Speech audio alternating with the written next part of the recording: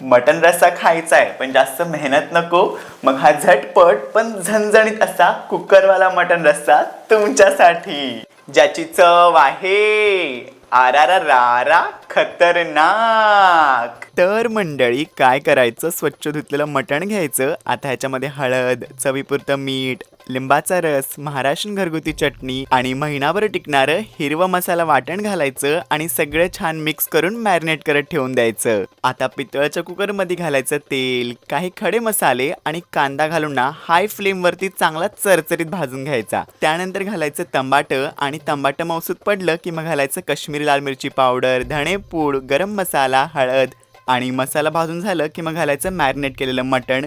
Medium ते हाय फ्लेमवरती ना 5 ते 7 मिनटं चांगलं तेलात परतून घ्यायचं. मग घालायचं गरम पाणी आणि मीठ ॲडजस्ट करायचं चवीनुसार.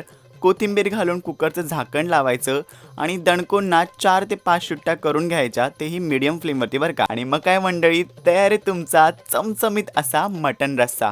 चवीला अफलातून लागतो. तुम्ही भाकरी, भात जे आवडेल ना त्याच्यासोबत खा. खरंच गॅरंटी देऊन सांगतो, घरातल्या सगळ्यांना आवडेल. इतका जबरदस्त होतो हा मटन रस्सा. मग बसताय ना मंडळी.